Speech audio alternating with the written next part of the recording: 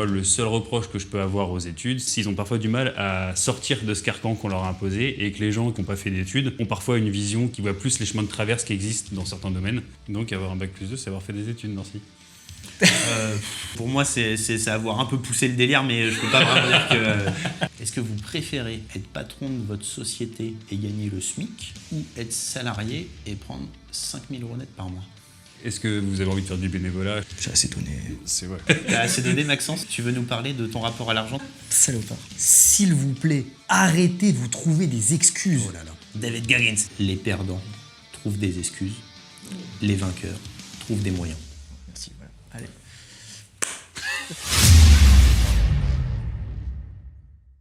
Bonjour à tous, bienvenue dans un nouvel épisode de Communiquer, le podcast de Cova, où on aborde divers thèmes et sujets autour de l'entrepreneuriat. C'est un format interactif, ce qui veut dire que vous pouvez nous laisser vos thèmes ou vos questions dans les commentaires, et on fera des épisodes spécifiques. Salut les gars, comment Salut. ça va? Oh là, ça va et toi? Très bien, aujourd'hui on parle entrepreneuriat. Sujet très intéressant, sujet très vaste, donc du coup on va pas rentrer dans le détail vraiment de chaque aspect de l'entrepreneuriat, mais on va essayer de rester un petit peu générique pour faire un premier épisode, un peu d'introduction au thème, quoi. Ok, si vous voulez une petite question un peu générale, est-ce qu'il faut avoir une entreprise pour être un entrepreneur? Oui, merci. Bonsoir. Allez, c'est un plaisir. Alors Maxence, les questions oui-non, on y reviendra plus tard.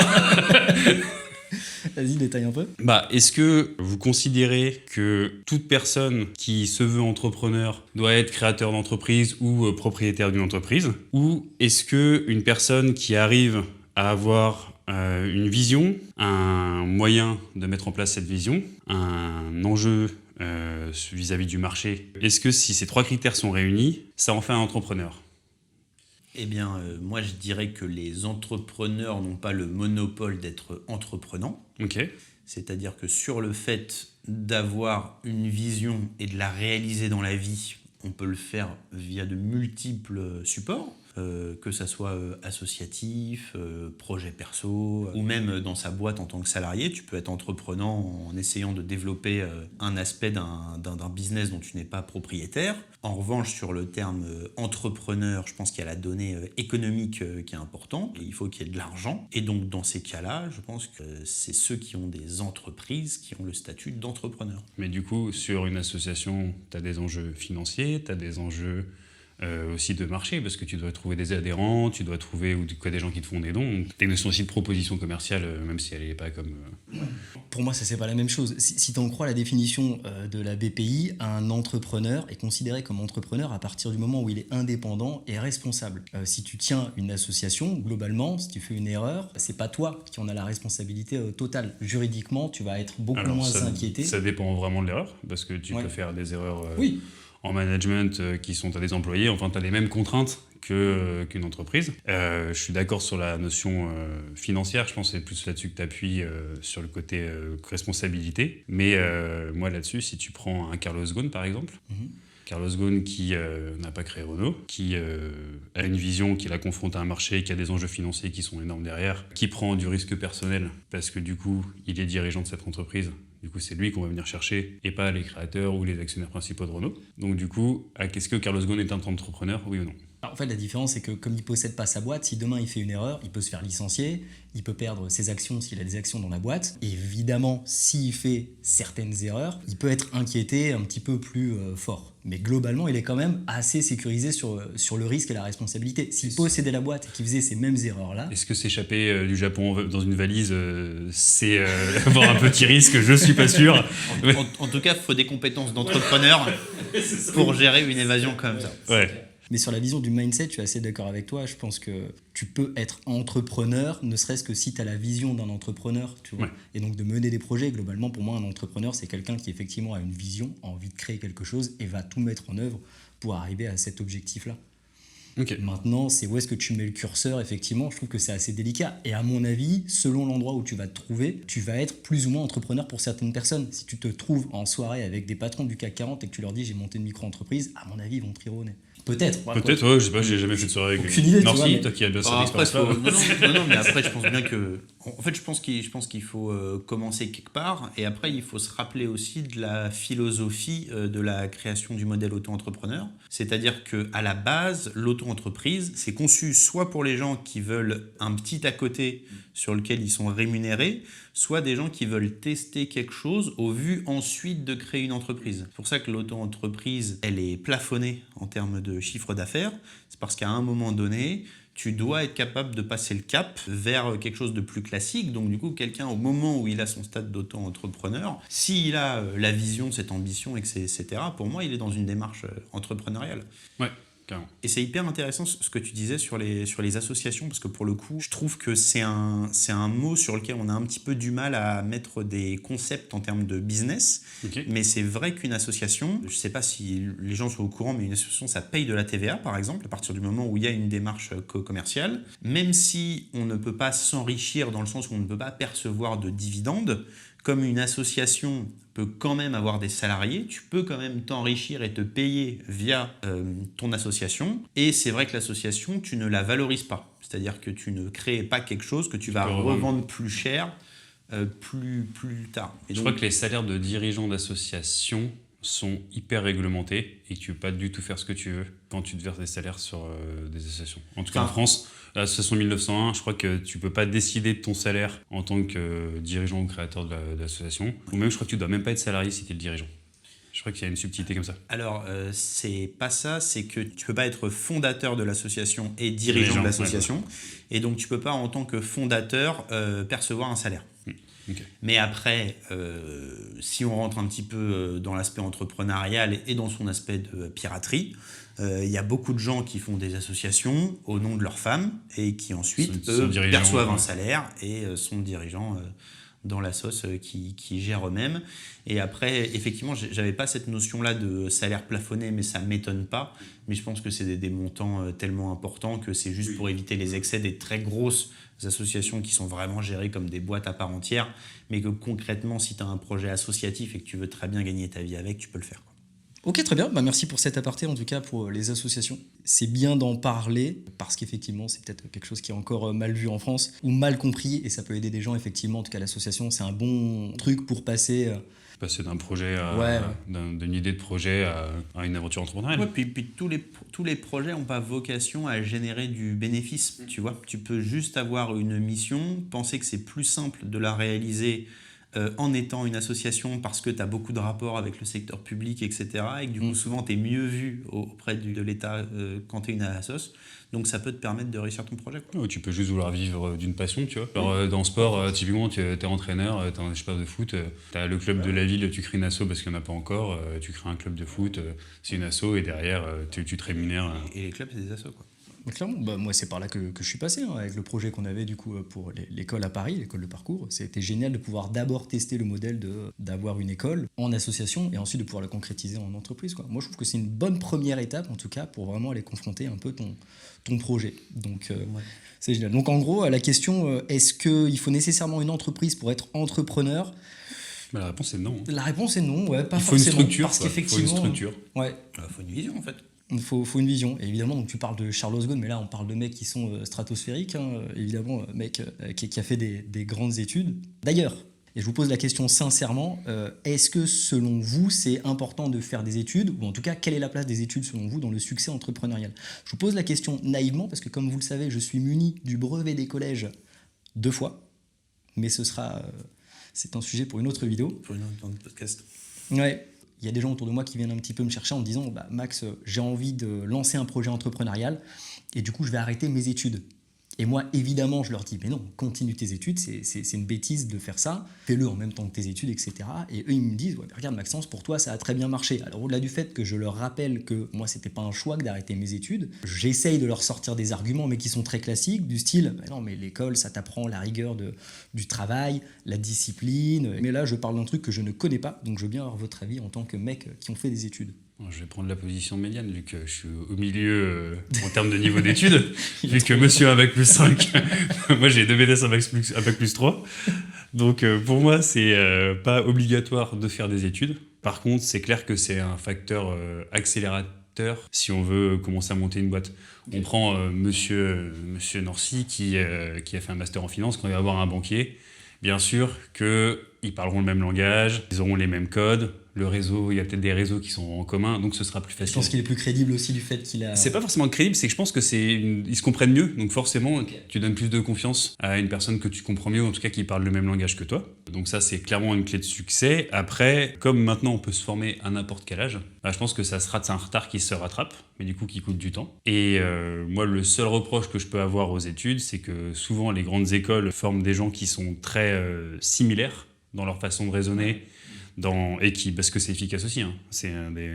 Moi j'ai un père qui est polytechnicien, je regarde ses potes qui sont tous polytechniciens, ils ont une façon de penser et une rigueur dans la démarche qui est tout à fait terrifiante et très efficace. Mais du coup, s'ils ont parfois du mal à sortir de ce carcan qu'on leur a imposé, et que les gens qui ont moins fait d'études ou qui n'ont pas fait d'études ont parfois une vision qui voit plus les chemins de traverse qui existent dans certains domaines. Et du coup, je pense que ça peut être aussi un avantage. Ok. Je vais laisser le père Fouettard parler. Non, mais c'est très bien. Je veux dire, c'est le discours optimiste d'un mec qui essaye de se rassurer sur son parcours académique. Je veux dire, il n'y a pas de mal à se faire du bien, hein, comme on dit. Il n'y a pas de problème. Maintenant, si on doit un petit peu parler sérieusement, on va un peu expliquer pourquoi est-ce que faire des études, pourquoi tu as raison de donner ce conseil. Moi, je pense qu'il y a 3 points. Le premier, c'est qu'en fait, être à l'école, ça te donne un environnement. C'est-à-dire que dans les écoles supérieures, la plupart de tes profs viennent du monde privé, voire sont créateurs d'entreprises. Donc ça veut dire que tu as accès à des gens qui ont beaucoup d'expérience quand tu es en train de créer. Donc le fait d'avoir été étudiant à ce moment-là, ça peut être un énorme plus. Attends, est-ce que tu peux dire quand même aux gens qui nous regardent, rappeler un petit peu ton cursus scolaire? Donc tu as fait... Moi c'est très simple. Je sors de l'ISTEC, qui est une école de commerce post-bac, dans lequel j'ai un master en finance et développement d'entreprise. Voilà. Et durant ces études-là, j'ai fait une césure entre ma 4e et ma 5e année, qui m'a permis d'intégrer l'incubateur de Sciences Po et l'incubateur de Paris Biotech Santé, qui est l'incubateur du ministère de la Recherche. Donc j'ai été co-incubé dans ces 2 organisations en plus. Donc j'ai globalement fait 6 ans d'études après le bac, quoi. Donc une fois que donc j'avais parlé de l'environnement, je vais aussi parler des ressources, donc typiquement des incubateurs. C'est-à-dire que moi, si dans mes associés, j'avais pas eu un étudiant qui était un étudiant de Sciences Po, j'aurais pas eu accès à l'incubateur de Sciences Po. Et moi, l'incubateur de Sciences Po, ça a été un game changer dans ma vie d'entrepreneur. Et donc, en fait, le fait que être dans une école te permet d'avoir accès à des ressources auxquelles tu n'aurais pas eu accès avant, c'est évident que c'est un plus. Le dernier élément, je dirais que c'est également le réseau. Parce qu'en fait, si tu vas dans les très hautes écoles, la probabilité que tu sois avec des gens de bonne famille est extrêmement élevée. Et on sait très bien qu'il y a une étape dans l'entrepreneuriat qui est fondamentale, c'est l'étape où laquelle tu dois chercher de l'argent. Et souvent, quand tu commences et que tu es first-time entrepreneur, tu commences avec ce qu'on appelle le love money, c'est-à-dire de l'argent qui t'est accordé parce qu'on t'aime bien et pas parce que tu es compétent. Et bah ça, c'est beaucoup plus facile de rassembler du love money quand soit que tu as tes parents qui ont réussi et qui ont de l'argent, soit que tu as des amis avec des gens qui ont de l'argent autour de toi. Et donc rien que ça te donne un avantage par rapport aux autres qui disent soit c'est la banque, soit c'est mort, quoi. Ouais. Et après, ce que disait Étienne était pas faux par rapport à l'idée de dire que si on veut apprendre quelque chose, on peut se former tout seul sur Internet. Ouais. Mais la vérité, c'est que si tu as un bon prof qui a fait l'effort de synthétiser tout ce que tu as besoin d'apprendre, qui vient du monde du privé, et donc du coup qui sait déjà tout ce que tu as besoin d'apprendre, et bah, tu gagnes énormément de temps plutôt que d'aller te perdre sur YouTube et finir avec des vidéos de chats. Bien sûr, parce que quand tu as dit du coup là les 3 choses, intervenants, ressources et contacts, premier réflexe ça pourrait être de dire oui bon, les intervenants je vais sur YouTube, je vais trouver des mecs compétents, ouais. Les ressources je peux très bien me débrouiller à chercher, je veux dire aujourd'hui voilà, tu peux te débrouiller assez facilement, et ensuite les contacts, bon ça va, si j'envoie un mail ou 2 sur LinkedIn, je peux très bien me retrouver dans machin. C'est pas pareil que d'avoir passé 5 ans sur les bancs de l'école avec un mec un message LinkedIn. Voilà. Oui, sur le réseau, de toute façon, il n'y a pas de commune mesure. Hein. C'est clair que... Pour moi, ça n'a rien à voir, c'est même pas comparable. Et puis pour moi, quelqu'un qui arrive à justement avoir ces 3 points-là sans passer par les études, ça reste infime. Je veux dire, je suis pas sûr que tout le monde soit capable de réussir à avoir ces 3 points-là que tu as cités volontairement s'il ne passe pas par les études. Je pense que c'est beaucoup plus compliqué qu'on l'imagine et que non, faut pas se mentir, à un moment donné, il faut arrêter de se raconter des vies, c'est évidemment que ça aide de faire des études. Si on doit regarder les chiffres, Maxence, il y a l'INSEE qui a publié une étude en 2022 sur les diplômes des entrepreneurs. Et donc du coup, il faut savoir qu'il y a 6,5% des entrepreneurs qui n'ont pas de diplôme, 38,9% qui ont bac plus 3 ou plus. Donc c'est pas la majorité, mais c'est une grosse partie. Et tu dépasses les 65% si tu rajoutes ceux qui ont le bac et le bac plus 2. Okay. Donc il y a quand même une grosse majorité d'entrepreneurs qui globalement ont obtenu un diplôme. Donc avoir un bac plus 2, c'est avoir fait des études, Nancy. Alors pour moi, c'est avoir un peu poussé le délire, mais je peux pas vraiment dire que. Moi, j'aimerais bien qu'on fasse les stats. Donc, faut mettre en commentaire le niveau d'études qu'il y a, parce que, à mon avis, les gens qui ont un bac plus 5, il n'y en a pas des masses. Ouais, ils sont pas très nombreux. C'est possible. C'était pas 22% les gens qui ont un bac plus 5 qui sont entrepreneurs? Bac plus 5 et plus, c'est 23,5%. Donc tu vois, c'est vraiment une minorité. Donc là, pour le coup, c'est factuellement une minorité. Ok, donc sans diplôme, 6,5%. Je suis dans les 6,5%. Ouais. Formidable. Ça me laisse peu de chance de réussir. Non, mais t'inquiète, il chie sur la gueule des 60 autres pourcents, donc t'inquiète, il n'y a pas de souci. Il va pas se concentrer sur les 6,5 restants. Mais ça va, tu choisis bien tes associés. Ouais, c'est clair. On y reviendra. Ok, c'est très cool. Donc du coup, ça c'est sur le point des études. Est-ce qu'on peut un petit peu parler du tabou de l'argent, messieurs? Est-ce qu'on peut... Est-ce que c'est un tabou? Ouais, c'est clairement un tabou. Eh ben moi, ça m'intéresse de savoir quelle est la place de l'argent dans votre ambition entrepreneuriale. Moi, je vois ça comme un moyen. C'est ce qui va te permettre de faire ton projet, de survivre au quotidien. Mais ça reste aussi central parce que c'est vraiment c'est l'arbitre du jeu. Si ta boîte, elle gagne de l'argent, c'est qu'elle a du succès. Et si elle perd de l'argent, c'est que tu es en train de rater, quoi. Mais toi, ton salaire à toi, au-delà du salaire de ce que gagne ton entreprise, à quel point, toi, c'est important que tu gagnes de l'argent? Je pense que si je veux gagner de l'argent rapidement et suffisamment, même assez largement, je pense que j'ai plus intérêt à être commercial dans une grosse boîte qui a un variable bien élevé que monter une boîte. Je pense que c'est plus rentable en termes de move à court terme. Je pense que à court terme, c'est certainement plus rentable. Plus d'argent, ouais. Donc ce que tu dis, c'est que globalement, ta première motivation, elle est plutôt de l'ordre de faire quelque chose qui te plaît. Ouais, c'est de l'aventure. Ouais. Ouais, mais ta deuxième motivation, c'est quand même... De toute façon, tu as envie d'en vivre. Je sais pas si... Est-ce que vous avez envie de faire du bénévolat? Je suis pas convaincu, tu vois. Je suis assez étonné. C'est ouais. Non, mais tu vois, c'est que... T'as assez donné, Maxence. Tu veux nous parler de ton rapport à l'argent, Ton dans ton rapport à expérience l'argent. entrepreneuriale? Allez, je vais t'en parler, mon rapport à l'argent. Il est très simple et il a beaucoup changé ces dernières années. Moi, j'étais vraiment en mode... Non, mais l'argent fait pas le bonheur, les gars. C'est pas important d'avoir de l'argent. J'ai dit ça pendant très longtemps, jusqu'à ce que j'ai pas d'argent du tout. Et là, j'ai compris qu'en fait, c'était bien, c'était bien de manger, de manger, d'avoir un toit sur sa tête. Donc, est-ce que l'argent fait le bonheur?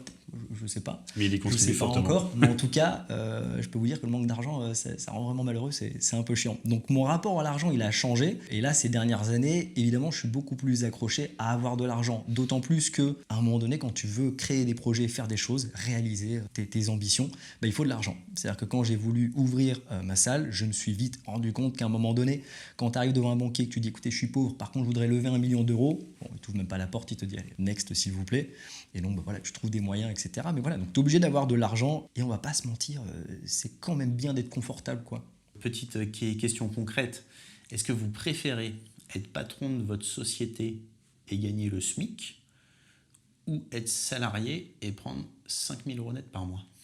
Patron de la société. Ouais, 5 000, patron de la société. Patron de la société aussi, même si vous êtes tous les deux au SMIC? Ouais. Ok, donc vous êtes quand même plutôt drivé par la notion de responsabilité que par... Ouais, par l'aventure, okay. quoi. Ok, très... Toi, tu choisirais quoi? Très cool. Moi, je choisis aussi le SMIC. Ouais. Moi, je suis comme toi, au cours de mes 15 années d'entrepreneuriat, mon rapport à l'argent, il a pas mal évolué aussi. Déjà, philosophiquement parlant, je suis plus du côté intérêt de la mission que de l'argent de base. J'ai beaucoup d'étudiants qui viennent me voir à la fin de leurs études et qui me disent « j'arrive pas à choisir mon job ». Et moi, je donne toujours le même conseil. Il faut privilégier la fiche de poste plutôt que le salaire. L'argent, il y a un peu deux façons de le voir. Soit tu le vois en termes de stock, soit tu le vois en termes de flux.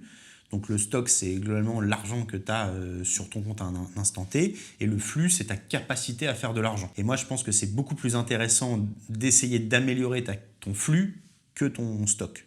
Et donc pour moi, quand tu es dans un premier job, si tu choisis une fiche de poste qui va te challenger, qui va te permettre de progresser, qui va te permettre de t'améliorer, et ben, tu vas augmenter ton flux, et à ce moment-là, tu vas pouvoir valoriser toutes ces compétences dans un deuxième niveau de salaire à moyen terme. Et moi, quand je suis devenu entrepreneur, déjà je l'ai fait pendant mes études, donc je vivais encore chez mes parents, etc. Donc j'avais pas besoin d'avoir d'argent, donc du coup j'ai pu ne pas me payer pendant les 2 ans et demi sans que ça me pose de problème. Donc à ce niveau-là, j'étais pas drivé par l'argent.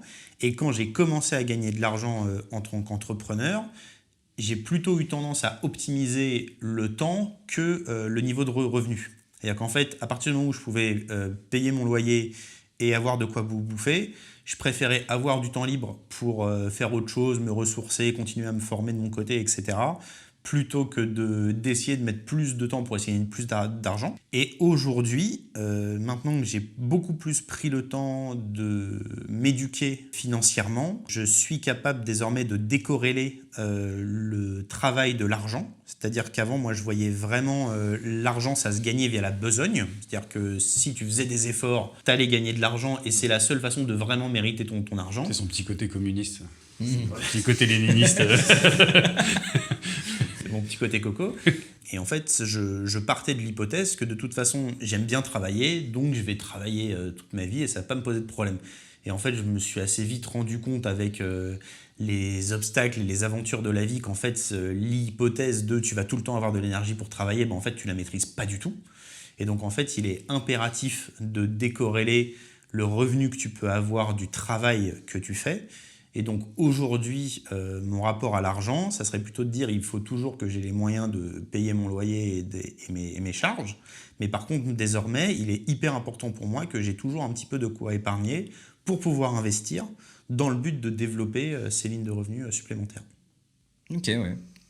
Moi les amis, j'ai très envie qu'on parle de quelque chose, qu'on parle du mythe du self-made man, des gens qui disent je me suis fait tout seul, parce que j'ai des gens autour de moi qui viennent me voir et qui ont des projets entrepreneuriaux, qui sont entrepreneurs ou en lancement, et quand j'essaye d'échanger avec eux sur leurs projets et même de donner un petit peu un conseil, et ils répondent très vite non, me donne pas de conseils, je vais y arriver tout seul. Et quand on discute, en fait, je comprends que c'est parce que pour eux, c'est une fierté de réussir tout seul.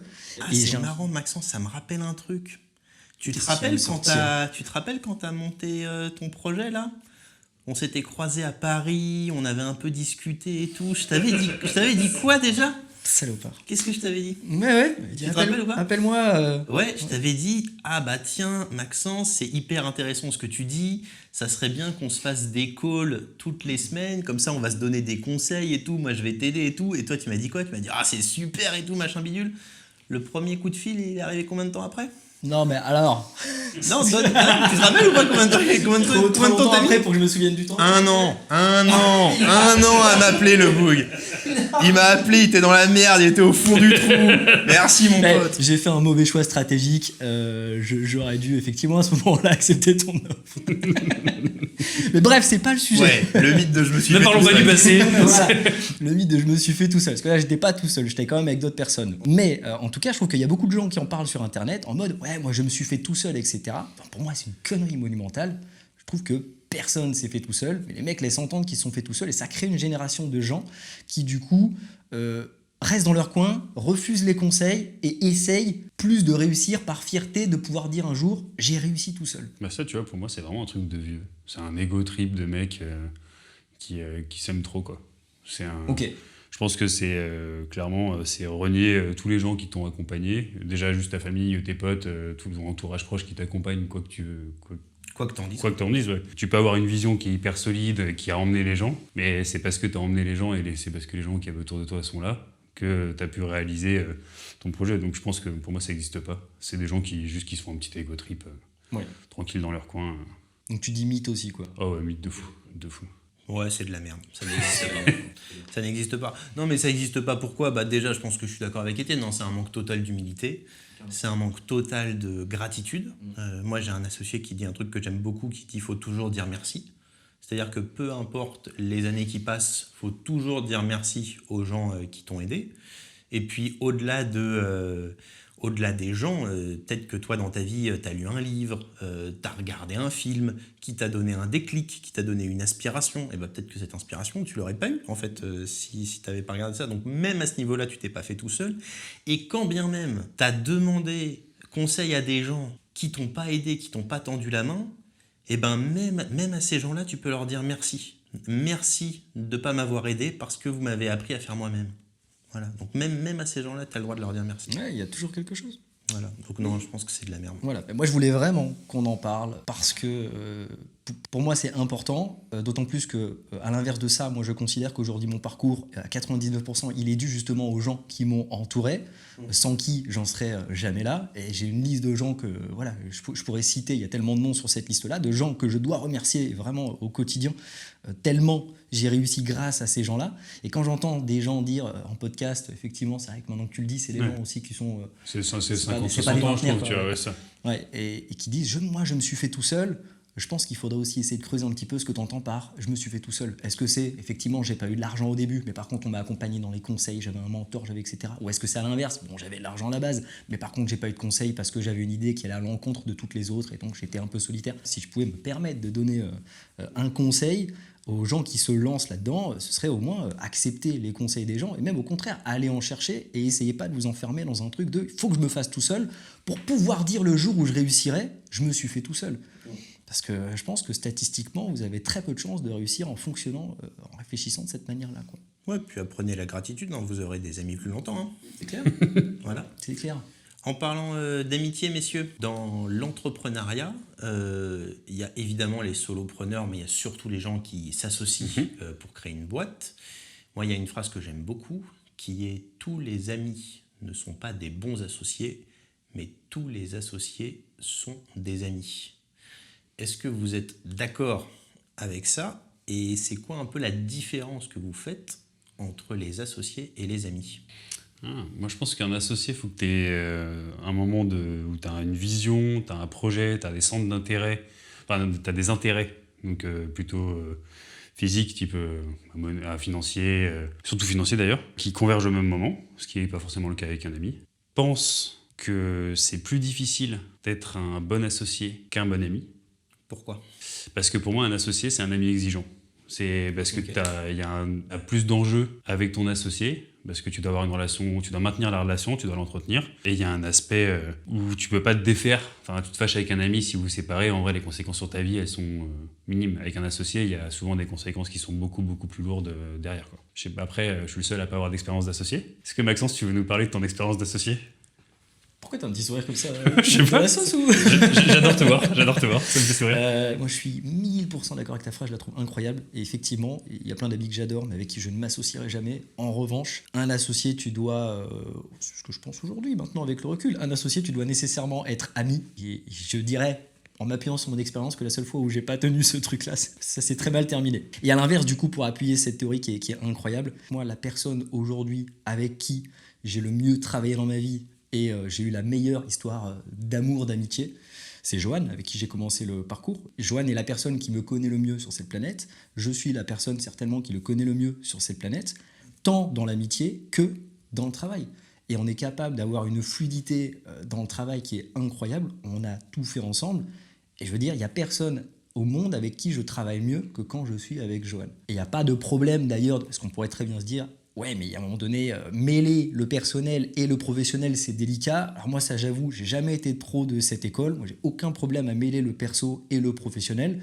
Avec Johan, ça n'a jamais été un problème. Et ce qui est même très drôle, c'est que ça a tellement jamais été un problème que, à toute une époque, par exemple 0 degré, quand on était vraiment au bord des toits et tout ça, donc vraiment notre vie, elle est en jeu, qu'on doit créer un spectacle, Johan et moi, on était capables de se prendre la tête, de dire vraiment, mais vas-y, tu m'énerves, vas-y, bouge, dégage. Ok, alors là, par contre, moi, il faut que je passe ici, machin. Là, je te fais confiance. Du coup, Max, là, tu vas me rattraper, etc. On avait cette capacité d'être fluide et de réussir à se prendre la tête parce qu'on est quand même de vieux potes. Ouais. Et en même temps, dans le travail, d'être hyper efficace. D'arriver à switcher, quoi. Ouais, et justement, je pense qu'on avait cette faculté de bien travailler ensemble parce qu'on se connaissait bien dans le perso. Ouais, pour avoir eu la chance de bosser avec ce binôme, c'était un binôme extraordinaire. C'était très chouette. C'est clair.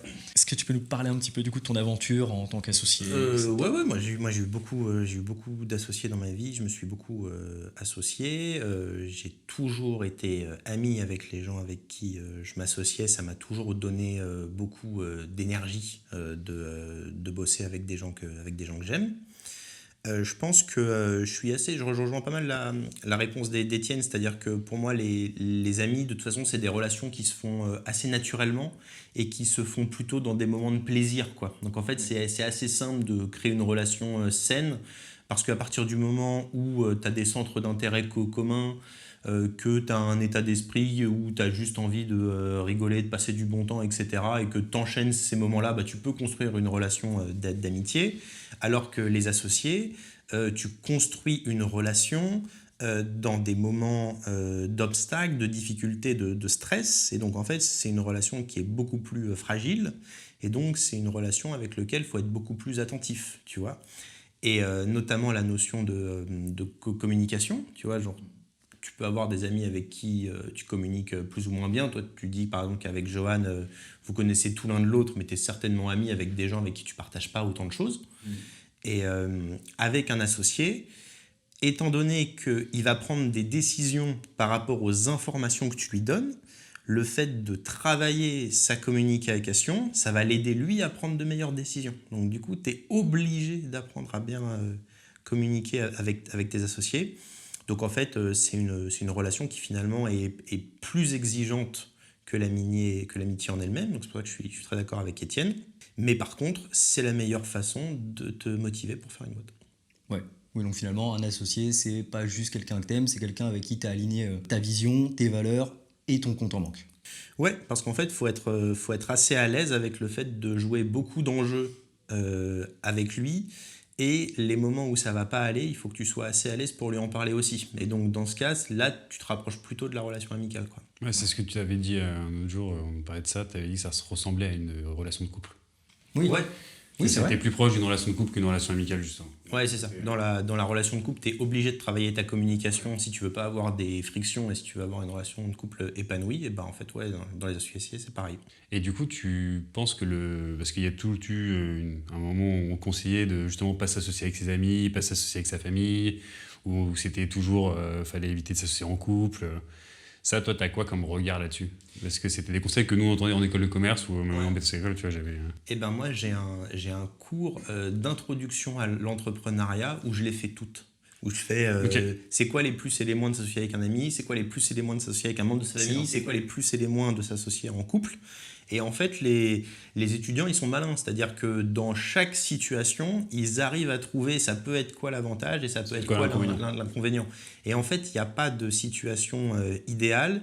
Il n'y a pas deux amitiés qui se ressemblent, il n'y a pas deux cellules familiales qui se ressemblent, il n'y a pas deux couples qui se ressemblent. Donc en fait, ça va dépendre de à quel point vous y allez. Le sujet sur les couples, il est très marrant parce que du coup, tu te dis, si ta boîte se crache, je vais cracher mon couple. Ouais, d'accord, copain, mais en fait, quand tu montes une boîte, si ton couple il est en train de se cracher, la probabilité que tu craches ta boîte derrière, elle est très forte aussi.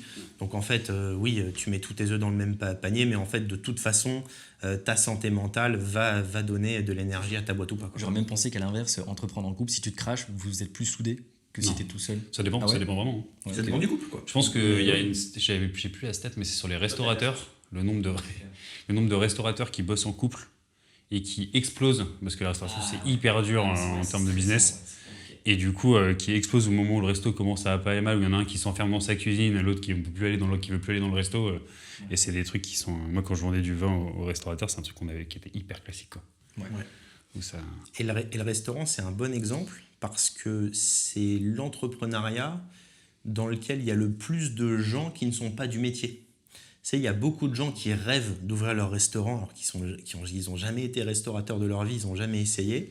Mais du coup, c'est un rêve, c'est une passion pour plein de gens. Et c'est pour ça qu'aujourd'hui, c'est les boîtes qui crachent le plus. C'est l'ouverture des restos. c'est que tu as un turnover de fou, en fait.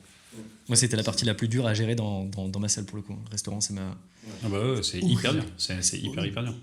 En fait, c'est un vrai taf. Et tu regardes toutes les salles qui ont réussi, c'est qu'en fait, elles avaient un chef qui était derrière. Ouais, voilà. Ouais. C'est que tu avais un chef qui prenait...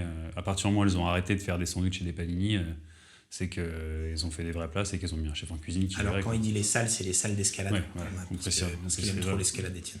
Alors, c'est lui qui parlait de sa salle. Ouais, c'est vrai, ok. Bien de le préciser. Et ben c'est pas mal parce que du coup, comme je disais, j'étais le seul à pas avoir d'associé, à jamais avoir eu d'associé. Je suis aussi le seul à jamais avoir monté une boîte. Et du coup, ma question, vu qu'on est à l'aube d'une aventure, c'est quelles étaient vos appréhensions quand vous avez monté vos boîtes et comment vous avez fait pour passer outre? Voilà. Je ne sais pas si vous aviez des appréhensions, je ne sais pas si vous en avez encore, ou est-ce qu'elles ont changé avec le temps? Eh ben, moi non, au début, parce qu'en fait, comme je l'ai fait dans le cadre de mes études, en fait, il n'y avait aucun monde où ça se passait mal. C'est-à-dire qu'en fait, moi déjà, j'étais très content d'avoir le statut d'étudiant entrepreneur, parce qu'en fait, quand on est en école de commerce, c'est un truc de cool kid C'est clair. d'être entrepreneur, donc ça déjà, c'était fun. Ça me permettait de voir plus mes amis, donc du coup j'étais hyper content de ça. Et moi ça m'a vraiment, c'est vraiment une expérience qui m'a transformé. Donc moi vraiment ma première boîte, même si tu vois paradoxalement ça s'est très mal passé et j'ai perdu mes amis dans cette opération-là, au final je voyais pas du tout le risque. Le risque, il est plutôt arrivé avec mon deuxième projet chromatique, où là, j'ai été obligé de devoir récupérer de l'argent pour le financer. Et là, le fait qu'on me confie de l'argent, là, ça a commencé à me faire flipper parce que je me suis dit, oh là là, c'est sérieux. Il y a des gens qui m'ont fait confiance pour me prêter de l'argent, pour que je puisse le rendre et le faire fructifier. Et donc ça, pour le coup, ça a été une petite pression pour moi. Bah, c'est clair, ouais. Et du coup, tu as fait comment pour passer outre? Bah, en fait, ça a été assez... c'est déjà une réflexion personnelle déjà de me mettre aussi du côté de l'investisseur et en fait de me rendre compte que l'investisseur, quand il me prête de l'argent, c'est à lui d'évaluer et de connaître le risque qu'il prend. Et Il accepte de la perdre, quoi. Et en fait, il n'est pas en train de me faire un prêt. Il est en train de me donner un capital pour un risque, c'est ce qu'on appelle du capital risque dans le milieu des levées et levées de fonds. C'est parce qu'en fait, concrètement, cet argent-là, tu peux le perdre. Et donc, en fait, moi, ma responsabilité en tant que créateur de projet, c'est de bien expliquer le risque aux gens, de dire que voilà, cet argent-là, on peut le perdre intégralement, etc. Mais on a des bonnes raisons de penser qu'on peut en faire quelque chose. Et après, c'est à la responsabilité de l'investisseur de prendre la décision s'il veut y aller ou pas. Ok, intéressant. Parce que c'est quoi tes appréhensions, toi, là, Alors, de cette nouvelle là aventure? là maintenant, je pense qu'elles ont pas mal changé. Moi, j'ai eu un tout premier projet en sortie de BTS agricole. On voulait monter un vignoble avec un pote. On était vraiment à un mois de lancer le truc. Ça a craché. Et avec le recul, j'ai mis beaucoup de temps à digérer ce truc-là. Parce qu'il y avait énormément de frustration en fait, de ne pas y avoir réussi, tu vois, de considérer ça comme un gros échec. Et en fait, je me suis rendu compte qu'à ce moment-là, j'étais pas du tout prêt à accepter les sacrifices que ça demandait dans ma vie sociale. Donc, changer complètement de région, d'être complètement dépendant du réseau de l'autre. Alors, je trouvais qu'il y avait une inégalité qui se faisait qui était très forte et j'étais pas du tout prêt à l'accepter. Après, là, si les seules appréhensions que j'ai maintenant, parce que ça a beaucoup changé, c'est quelque chose que je trouve que tu acceptes beaucoup plus quand tu grandis, quand tu mûris, de dire je suis prêt à m'investir. Si j'ai dit oui, c'est que je suis prêt à y aller. Et moi, j'ai un bon gros syndrome de l'imposteur de base. Ouais. Donc du coup, tu vois, ça, c'est vraiment un truc qui me travaille beaucoup. Et d'arrêter de trop écouter les « et si », tu vois. « Et si ça marche pas ? Et si c'est trop dur ? Et si on n'y arrive pas ?» Donc ça, c'est la solution pour moi pour ça a été de faire. Tu vois. Il y a une phrase que j'aime beaucoup qui dit que le courage, c'est de monter la première marche de l'escalier sans voir l'escalier. Ouais. Et je trouve que ça, c'est vraiment un truc que j'essaye d'appliquer assez régulièrement.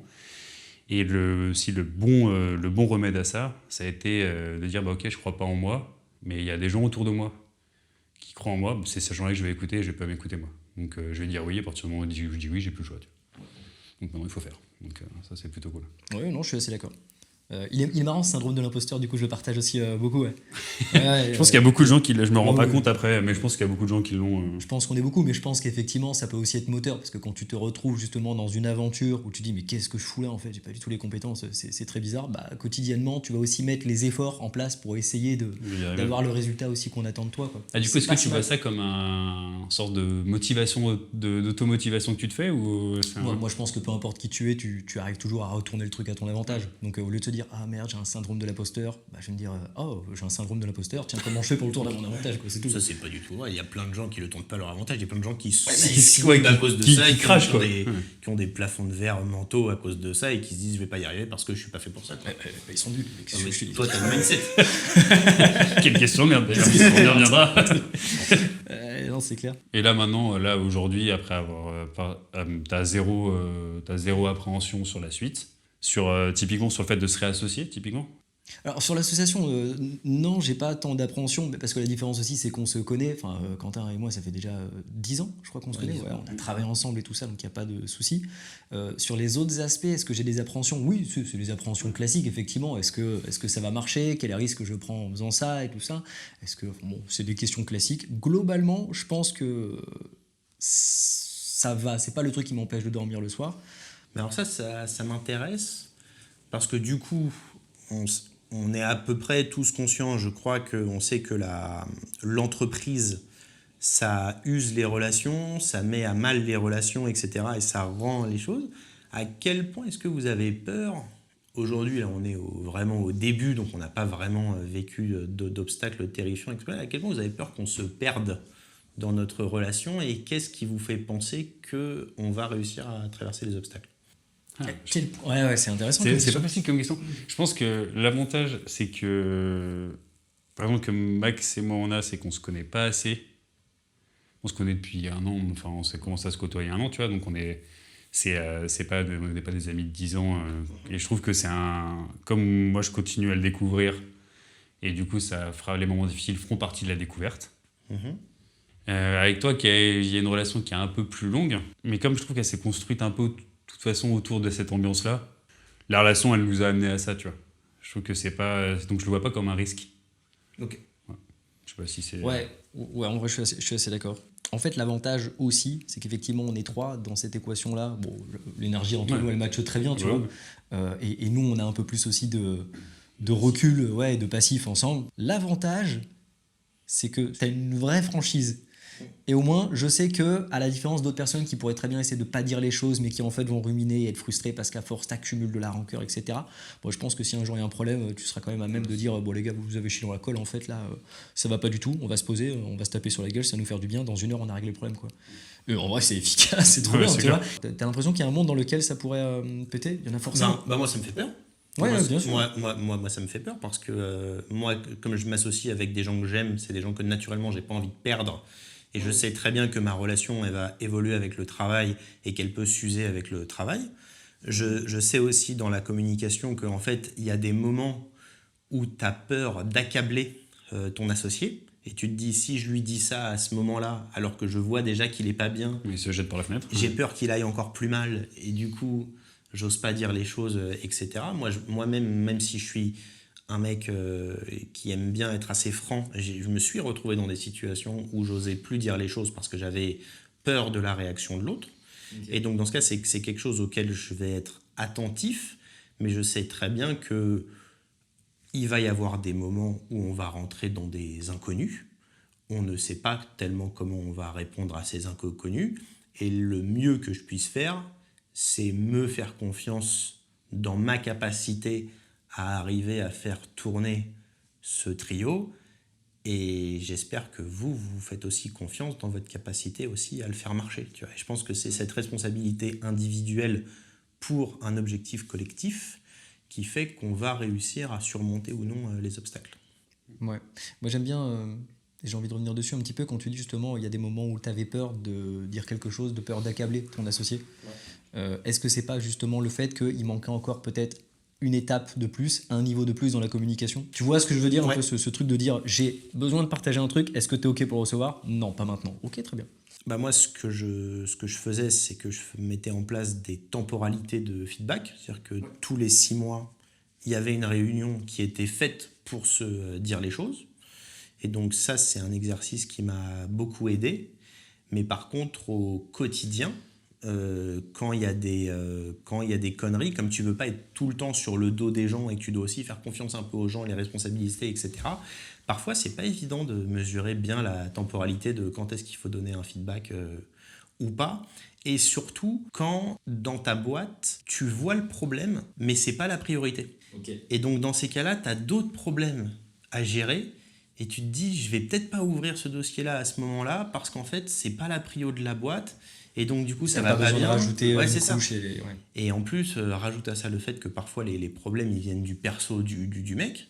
Et donc, à ce moment-là, est-ce que tu as la bonne relation d'amitié pour pouvoir dire, écoute, je pense que là, dans ton perso, tu es en train de péter les plombs, tu es en train de prendre la mauvaise direction, etc. Comment la personne va réagir. peut le prendre dans un moment de stress et de tension et que lui-même est en train de vivre quelque chose. C'est pour ça que pour moi, c'est important, quand tu t'associes, d'être vraiment très très proche en tant qu'ami. Ouais, mais même si tu vois, en fait, ça, c'est que même si tu es très, très, très proche, au bout d'un moment, tu sais jamais comment le receveur du message va le prendre. Et c'est toujours un risque, mais ça, c'est dans toutes les relations, hein, que les moments où c'est vraiment où tu commences à arriver dans le fond, d'arriver à avoir la lucidité, d'être réceptif à un message qui peut être très dur. C'est, j'espère. Voilà, c'est même pas de la lucidité. Je pense qu'il y a des moments de vie aussi où juste t'es pas prêt à les recevoir. Et Ouais. c'est d'autant plus dur quand t'es dans la position de celui qui doit aussi communiquer quelque chose. Bien sûr, ouais. Parce que là, effectivement, vous avez un objectif commun, vous êtes dans une affaire qu'il faut faire tourner. Je pense que de toute façon, c'est effectivement comme dans un couple, c'est de toute façon de réussir à développer une capacité de communication qui est, pour le coup, dans cette situation, qui a besoin d'être hors norme, vraiment sans filtre, et en même temps une capacité de comprendre l'autre, de se mettre à sa place et de savoir quel mot je vais devoir employer pour lui faire parvenir tel message. Et en même temps, je pense, je crois que ça demande tellement de qualité. Je comprends du coup ton... Ouais, pas facile. Je pense que c'est un travail du quotidien. Et je pense que aussi, faut dès le début bien choisir aussi ses associés, quoi. Ouais, après, c'est que dans le feu de l'action c'est que la guerre qu'on reconnaît les braves. Hein. Enfin, Ouais. Même si tu as des prémices, non mais dans le choix, tu as des prémices de caractère, etc. Mais de toute façon, il y a un côté l'épreuve du feu, tu es obligé d'y passer. Et mais moi, tu vois, je trouve que c'est là où c'est un vrai avantage d'être trois. S'il y en a un qui est en train de plonger et tu as les deux qui peuvent eux se soutenir pour essayer d'aller dire les choses au troisième, tu vois. Tu te retrouves pas seul face à ta responsabilité d'aller foutre la tête dans la merde du mec d'en face. Non, mais je pense qu'on fera un épisode dédié à l'association, parce qu'il y a pas mal de trucs à dire pour peut-être les gens qui veulent s'associer, aider un petit peu à comment est-ce qu'on fait pour choisir un associé, parce que pour le coup, je suis pas du tout d'accord avec Étienne. Ok. Je pense qu'au-delà du feu de l'action, je pense que tu as quand même des choses en amont que tu peux checker pour oui, bien sûr. essayer de Mais voir tu sais, non, mais on en parlera dans un prochain épisode. Mais la vérité sort que dans le feu de l'action, C'est vrai. C'est vrai. Il y a des inconnus qui sortiront dans le feu de l'action. Ok. Bon, après, la petite aparté sur l'association. Est-ce que vous aurez des conseils à donner aux gens qui veulent entreprendre ? Ouais. Du coup, moi, à mon échelle, j'aurais tendance à conseiller, dans un premier temps, déjà d'y aller étape par étape. Pour moi, c'est hyper important. Et voilà, pour moi, il y a vraiment cette notion de vas-y progressivement, avant de te dire je vais devenir millionnaire grâce à la bourse, essaie de te dire comment je fais pour rentrer à 1 euro, ne serait-ce que ça, ensuite 10, ensuite 100, ensuite 1000, ensuite 10 000, etc. Étape par étape. Le deuxième conseil, pour moi, je dirais vraiment trouve-toi un mentor. Pour moi, c'est hyper important d'avoir autour de toi des gens plus forts que toi, plus expérimentés que toi, qui peuvent te faire des retours. C'est aussi simple que ça. Et ça rejoint pas mal ce qu'on disait du coup tout à l'heure sur le self-made man, de refuser un petit peu les conseils, etc. Mais t'es un malade, mais je vous jure, moi dans ma vie, j'ai eu beaucoup de mentors qui d'ailleurs pour la plupart du temps n'étaient pas au courant que je les considérais comme tels, tu vois, mais qui m'ont appris tellement de choses sur divers sujets qui m'ont énormément aidé dans ma vie. Je vous jure, si vous voulez vous lancer dans un truc et que vous partez vraiment de zéro, on va dire, vous êtes vraiment au début du jeu, trouvez-vous un mentor, c'est un game changer de fou. Et dernier conseil, je dirais d'être dans l'action. À un moment donné, il faut arrêter de réfléchir dans son coin et de se dire oui, alors moi je vais essayer de machin, tu sais, moi j'aimerais bien faire un projet. Non, vas-y, fais. À un moment donné, il faut arrêter. Moi, c'est ce que j'appelle la différence entre être en mouvement et être en action. T'es en mouvement, ça veut dire que tu fais des choses, t'es content, le soir tu dors bien parce que tu te rassures en te disant j'ai fait des trucs, mais t'as rien fait de concret qui vont vraiment t'aider à avancer, quoi. T'as fait le ménage toute la journée, tu dors bien. Tu brasses de l'air, quoi. Ouais, c'est ça, tu brasses de l'air. Donc, soit dans l'action, pas dans la réflexion, ni même juste le mouvement. Arrête de brasser de l'air, avance, fais vraiment les choses, quoi. Voilà les 3 conseils que je pourrais donner, qui moi en tout cas m'ont vraiment aidé à avancer, on va dire. Et alors, à l'échelle d'un Orsi qui a fait de grandes études et qui a un homme accompli dans l'entrepreneuriat, qu'est-ce que tu nous conseilles ? Déjà, il y a un mythe sur les gens qui disent j'ai une idée mais je vais en parler à personne. Parce que c'est l'idée du siècle et donc du coup tu peux pas comprendre, nanana, faut que j'arrive avant les autres, etc. Bon les gars, la probabilité que vous tombiez sur un mec qui est plus intelligent que vous, qui est plus compétent que vous sur le domaine dans lequel vous voulez bosser, qui a plus d'argent que vous et qui en plus a du temps à perdre, est extrêmement faible. Donc a priori, parlez-en. Qui est tout ça et qui n'ait pas déjà eu ton idée. Ouais, et qui a pas déjà eu ton idée. Voilà, donc a priori, parle avec les gens et tu vas plutôt retirer du positif que du négatif. Et aussi, le fait de parler avec des gens, ça a un deuxième avantage, c'est que tu vas pouvoir apprendre à détecter les signaux faibles. C'est-à-dire que si tu expliques ton idée et que le mec te dit « Ah, super », eh ben, c'est que c'est probablement de la merde. Alors que s'il te dit « Waouh, mais c'est génial, attends, faut que je te présente tel mec, et tu veux pas que j'investisse un peu de l'argent, attends, je vais essayer », et qui essaye de contribuer au projet tout de suite, c'est qu'en fait, ils ont envie de s'associer à quelque chose qu'ils trouvent génial. Et donc là, à ce moment-là, tu commences à te dire que tu touches quelque chose. Et après, je te rejoins complètement sur le conseil de se mettre dans l'action. C'est qu'en fait, il faut essayer de tester le plus vite possible son idée. C'est-à-dire que vous pouvez avoir une idée d'un produit qui est extrêmement complexe et difficile à mettre en place, mais essayez de vous poser la question, est-ce que je peux simplifier au maximum l'idée juste pour tester son intérêt ? Et si vous arrivez à faire ça, là, vous allez vite vous rendre compte si vous êtes en face d'une vraie idée ou d'une idée de merde. Ouais. Voilà. Très bon conseil. Qu'est-ce que tu as envie de conseiller ? Moi, je peux pas trop conseiller, on va dire, syndrome de l'imposteur, hein, j'ai pas de boîte. Mais je pense que le conseil que moi, je m'applique maintenant, c'est une fois que vous avez acté que vous y allez, il n'y a plus de questions à se poser, il faut être dans le faire. Donc, vous êtes auto-mis la pression, donc on y va. Et il faut se laisser emmener, quoi. Voilà. Moi, c'est ce que je m'applique là tout de suite maintenant. Tu vois. Ok, très bien. Ok. Oh si, j'en ai un dernier. Oh oui, si. Fais-toi plaisir, Max, fais-toi plaisir. Ça a l'air important. Oh si. S'il vous plaît, arrêtez de vous trouver des excuses.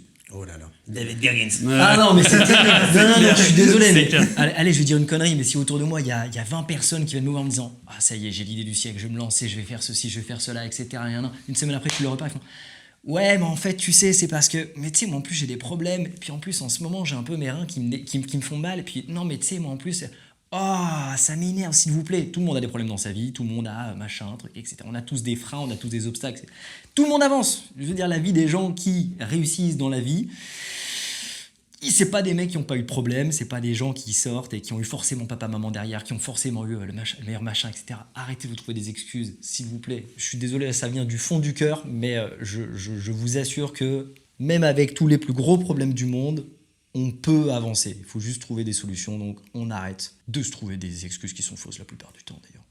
Les perdants trouvent des excuses, les vainqueurs trouvent des moyens. Bon, merci, voilà. Allez.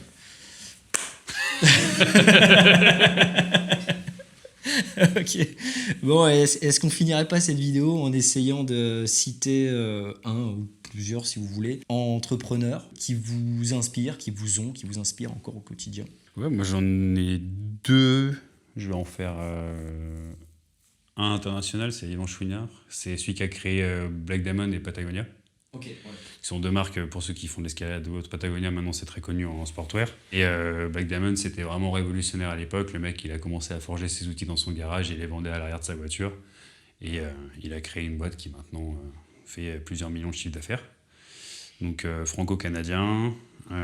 C'est vraiment la bonne association entre quelqu'un qui avait que la technique de la pratique, amené par la pratique. Lui, il fait beaucoup d'alpinisme, beaucoup d'escalade. Il s'est associé avec un mec qui était ingénieur aéronautique pour avoir la capacité à transformer, à produire du coup les produits dont il avait l'idée. Donc voilà, c'est intéressant. Et en français, moi j'aime bien Pauline Lignot. Donc c'est une nana qui a fait Gemio, c'est une marque de joaillerie. Donc elle s'est lancée et elle a un podcast aussi où elle invite des entrepreneurs et tout, qui est assez cool. Comment tu dis qu'elle s'appelle ? Pauline Lignot. Ok. Franchement, va sur le podcast, c'est assez cool. Ce que j'aime bien chez elle, c'est ce côté d'avoir déjà attaqué un marché qui était très à l'ancienne. Hein. La joaillerie, c'était très fermé. Et du coup, le concept de base, c'était tu pouvais commander en ligne, en fait. C'était d'avoir une expérience... tu cassais l'expérience boutique de ces grandes maisons en ayant du coup un sourcing de pierre un peu précis, etc. Et après, le podcast, d'arriver à avoir une boîte qui fait plusieurs millions, à se dire, je vais faire un podcast parce que je m'emmerde chez moi pendant le Covid. Et la capacité de transmission, je trouve que c'est quelqu'un qui est vachement intelligent. Donc, voilà, ça fait partie des gens que j'aime bien. Très inspirant, effectivement, je comprends. Ouais. Monsieur Maxence ? Ouais, carrément. Moi, un grand nom un peu classique, moi je dirais vraiment Bernard Tapie. Je pense que c'est celui à à qui je m'identifie le plus, parce que c'est quelqu'un qui, pour le coup, est parti d'en bas et a réussi quand même à faire des choses. Même si, dans l'histoire, effectivement, on dit qu'il n'a pas fait d'études, il a quand même entamé, du coup, études d'ingénieur, si je dis pas de bêtises, Je sais pas. qu'il n'a pas terminé. Donc voilà, c'est un gars qui part d'en bas, qui a été très inspirant. Mais sinon, je dirais que moi, les entrepreneurs qui m'inspirent le plus, c'est quand même des entrepreneurs que j'ai au quotidien. Là, ces dernières années, il y a un entrepreneur qui m'a beaucoup inspiré. C'était le propriétaire du local où je loue ma salle, qui est un monsieur qui a une 60aine d'années, qui, quand je le croisais, moi, sur le chantier et tout ça, le gars a réussi à créer un truc mastodonte. Et il est sur son chariot élévateur, clope à la bouche, petit Bob, Marcel, il a 65 balais, quoi. Et là, ah, ça va, machin. Il bouge dans tous les sens. Et vraiment, des conversations très inspirantes. C'est le genre de monsieur, si j'ai un souci, je l'appelle, il me dit, bah Max, passez à la maison, on se boit un verre, on discute et on trouve des solutions, quoi. Magnifique. C'est lui qui est considéré comme ton mentor, du coup? Ouais, il a fait partie Ouais. de Cette équipe-là. voilà, de plusieurs gens que j'ai considérés comme mes mentors, effectivement. Il est très inspirant, il a une énergie de dingue, et si je pouvais ressembler à un mec à son âge, en tout cas, ce serait vraiment lui, quoi. Avec plaisir. Ouais. Et après, voilà, je te dis des gens au quotidien. Alors, tu prends pas la grosse tête, mais Norcy, moi, tu m'as beaucoup inspiré, et encore aujourd'hui, tu m'inspires beaucoup. Et puis, je trouve que, enfin voilà, tu fais partie des gens, en tout cas, qui me donnent envie de me dépasser, et que je trouve dans leur personne et dans leur réussite et plein d'autres aspects, je trouve très inspirant. Donc voilà, je trouve beaucoup d'inspiration vraiment au quotidien, et j'ai la chance d'avoir vraiment un entourage de dingue dont vous faites partie et dont tu fais partie. Et merci pour ça. Merci à toi, ça fait plaisir. Tu rigoles, merci à toi. Qui Par rapport t'inspire? aux Moi, je entrepreneurs, t'inspire ou pas? La pression, moi je t'en... Dis-le maintenant. Maxence, au-delà de m'inspirer, il m'a beaucoup impressionné. C'est-à-dire que moi, Quand il t'a présenté, c'était quand il t'a teasé. Ouais, mais ça c'est une technique à lui. Il me survend et derrière, moi j'ai la pression, faut que je Non, la mais sorte. Non, mais t'étais même pas là. T'étais Non, t'étais même pas là. T'étais même pas là. Ouais, c'est-à-dire que quand il va commencer à parler de toi, c'était... Je ne tarissais pas d'éloges. Ouais. Quand on a commencé à faire on a d'abord travaillé sur un projet d'escalade avec Étienne. Et du coup, moi, j'ai réfléchi à avoir Maxence en 3e associé. Donc forcément, il a un moment fallu que je fasse la connexion et les présentations. Et je t'avais fait une belle bande-annonce. Oh là là. Ouais, il t'avait teasé. Teaser, c'est le même teaser que Star Crash. Et, ouais, bah, c'en est devenu, vu qu'il s'est fait le genou, mais Voilà. c'était... Voilà, la connexion, elle est pas mal. Et t'as vu, je t'avais pas menti. La bande-annonce, c'était bonne. Ouais, la bande-annonce, c'était... La bande-annonce, c'était... Et un vrai entrepreneur. Enfin, moi, j'ai commencé à entreprendre en 2010. Et en 2010, moi, j'ai beaucoup été inspiré par tout le travail qu'a fait The Family. Et entre autres, Oussama Hamar, sur sa première chaîne YouTube qui aujourd'hui, malheureusement, n'existe plus, qui s'appelait Startup Food, où j'ai bouffé toutes ces conférences plusieurs fois. Et moi, ça m'a vraiment beaucoup aidé sur intellectualiser beaucoup de concepts en entrepreneuriat. Donc c'est un mec qui a eu beaucoup d'histoires, qui est un personnage assez sulfureux, mais en tout cas, moi, ça m'a beaucoup inspiré dans mon parcours. Et à l'international, si vous aimez bien lire des bouquins, je vais vous conseiller de lire sur Netflix.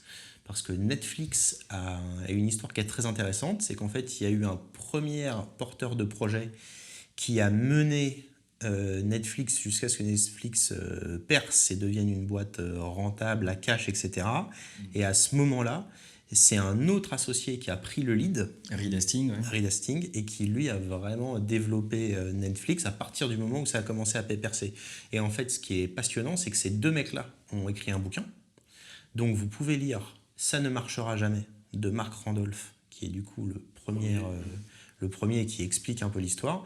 Et ensuite, La seule règle, pas de règle de Reed Hastings, qui fait un livre sur la culture d'entreprise de Netflix.